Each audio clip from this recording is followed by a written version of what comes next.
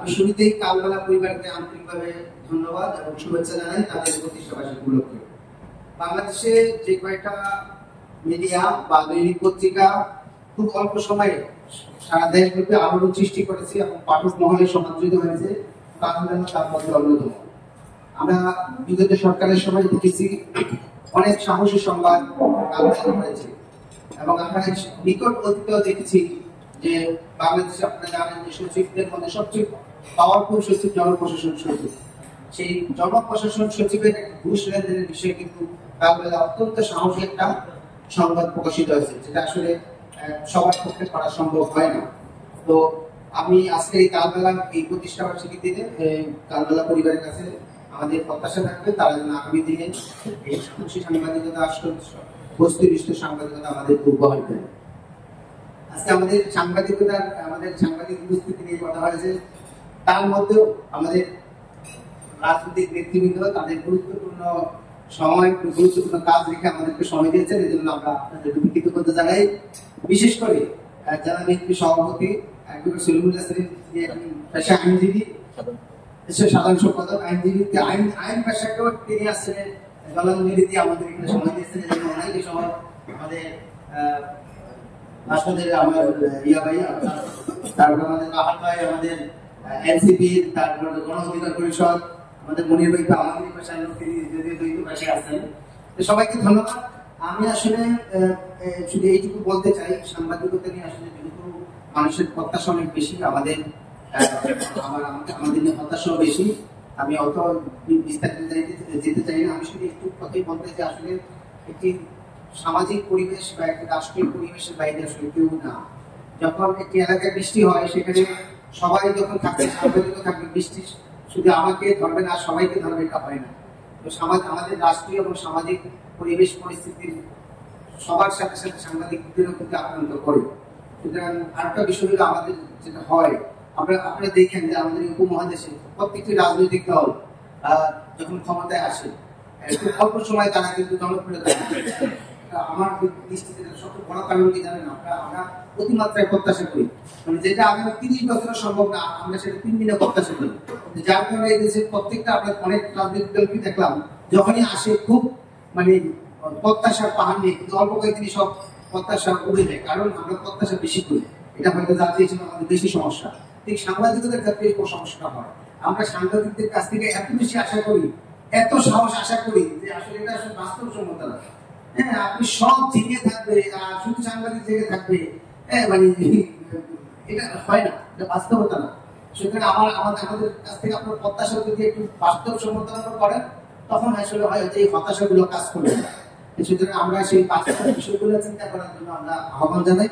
আর আরেকটা যদি বলি, এখানে প্রায় বলা হয় যে সংবাদপত্র লেখা এসে আসলে এখনকার আমাদের গণমাধ্যম এত বেশি সংখ্যায় এত বেড়েছে এবং এত বহুমুখী গণমাধ্যম আছে, টেলিভিশন, পত্রিকা, আমাদের অনলাইন সহ অন্যান্য বিষয়, এখন আসলে কোনো সংবাদ চাপিয়ে রাখা সম্ভব না। এটা একদম একটা বাস্তব কথা। আমরা হয়তো আগে অনেক তালে কথা বলে সম্ভব না।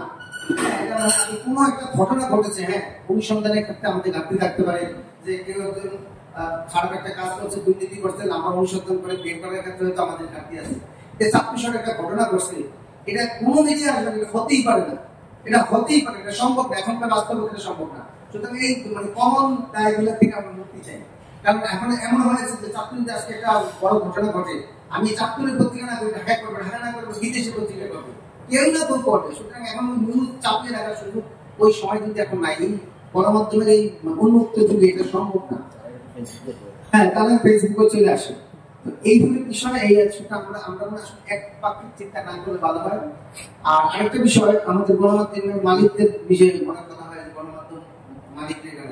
আচ্ছা, আপনাদের কি মনে আছে এই যে আমাদের এখন যে সমস্ত বড় বড় শিল্প গ্রুপ আছে, আমরা উদাহরণ প্রথম আলো কিংবা যে আমি কি বলে আমাদের কালের কণ্ঠ বা অন্যান্য বিষয়, সেখানে এক শিল্প গ্রুপের বিরুদ্ধে আরেক শিল্প গ্রুপ দেখে, তো আপনি কোথায় এত নিরাপদ কিভাবে, আমি তো বুঝি না। হ্যাঁ, এত মানে কেউ একটা গণমাধ্যম মালিক হয়েছেন মানে তার সব মানে জায়গা হয়ে যেতেছে বা চাপা পড়ে যেতেছে, বিষয়টা কিন্তু তা না। আপনাদের মনে আছে কিনা জানি, আমি ব্যক্তিগতভাবে দেখেছি খালেদ মহিউদ্দিন যখন ইন্ডিপেন্ডেন্ট টেলিভিশনে উনি কাজ করেছেন বাংলাদেশে, ইন্ডিপেন্ডেন্ট টেলিভিশনের মালিক ছিল সালমান এফ রহমান।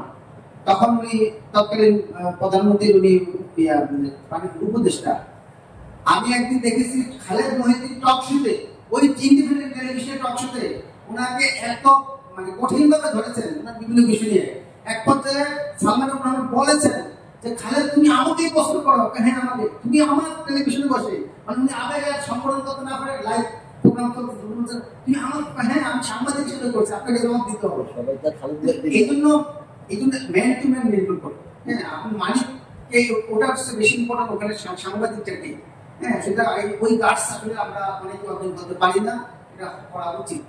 আর এইটা আমরা অর্জন করতে পারি না, সেক্ষেত্রে কিন্তু অনেক আমাদের পিছুটান আছে। এই বিষয়গুলো আমাদের মাথায় রাখলে আসলে প্রত্যাশা একটা বাস্তব অবস্থার দিকে আমরা থাকতে পারবো। আমাদের যে কত আপনি দেখেন চাঁদপুরে একটা দুর্নীতি হইল বা বাংলাদেশে কোথাও একটা দুর্নীতি হইল, এটা ধরার প্রথম দায়িত্ব কার? দুদক। এটা ধরার দায়িত্ব কার? আইন শৃঙ্খলা বাহিনী বা সংশ্লিষ্ট উদ্যোগের কর্তৃপক্ষের। তো তারা যে এত জায়গায় ব্যর্থ হচ্ছে তাদের নিয়ে তো আমরা এত বেশি সমালোচনা করছি না, সাংবাদিক কেন দিচ্ছে না? তবে সাংবাদিক শুধু আমাকে রাষ্ট্র কোন দায়িত্ব দিয়েছে? কোন রাষ্ট্রের কেউ আমাকে দায়িত্ব দিয়েছে যে তুমি এটা ধরতে হবে? হ্যাঁ আমার দায়িত্ব হলো আমার পাঠকের কাছে, আমার জনগণের কাছে, আমার আস্থা এবং আমার বিশ্বাসের জায়গা সেখানে। কিন্তু এটা ধরার যারা দায়িত্ব তারাই তো ধরছে না সবসময়। হ্যাঁ তো সুতরাং সব দায়িত্ব কেন সাংবাদিকের উপরে আসবে? সুতরাং আসলে এখানে দোষারোপ না করে আমরা সবাই যদি সম্মিলিতভাবে চেষ্টা করি তাহলে এই সমাজ পরিবর্তন আসবে, কিন্তু এই দেশ এগিয়ে যাবে বলে আমরা বিশ্বাস করি। একটি উদাহরণ দিয়ে আমি আমার বক্তব্য শেষ করছি। আপনারা জানেন যে মাইক্রো বাসে আমরা যে চড়ি, এটা মূলত সিট কিন্তু 5টা, ড্রাইভারের পাশে একজন আর পেছনে দুজন চারজন। আমাদের যদিও আমাদের দেশে আমরা 7 জন করে নিয়েছি, কিন্তু বিয়ের অনুষ্ঠানে যারা তাদের অভিজ্ঞতা আছে এই 7 জন 5 জনের সিটে 10 জন কমপক্ষে বসা হয়, 5 জন সহ কখনো 12 জন 15 জন এখানে বসা হয়। একদিন এরকম একটা বিয়েতে আমি যাচ্ছিলাম আমার এক খুব সচেতন বড় ভাইয়ের সাথে। তো তখন আমাদের এখানে 12 জন ছিল, 5 জনের জায়গায় আমরা বাসি। উনি পাশে দিয়ে আবার একটা ইয়ে যাচ্ছিল, একটা রিক্সা খুব অতিরিক্ত মালামাল নিয়ে যাচ্ছিল। উনি গাড়িতে বসে ইয়ে করতেছেন, সমালোচনা করতেছেন। কত বড় না জানা, তাদের মিনিমাম কমন সেন্স নাই। এই একটা ছোট গাড়িতে এতগুলা মালামাল নাই, তাদের তো এই সমস্ত না জানার কারণে দেশের যে অবস্থা। কিন্তু উনি যে 12 জন সব বসে আছেন এটা সমস্যা নেই। ঠিক আমাদের আসলে বাস্তবতা এইটাই, আমরা অন্যের সব গুণগুলা দেখি, নিজেদের গুণগুলা দেখি না। সবাইকে ধন্যবাদ জানিয়ে আমি আমার বক্তব্য শেষ করছি।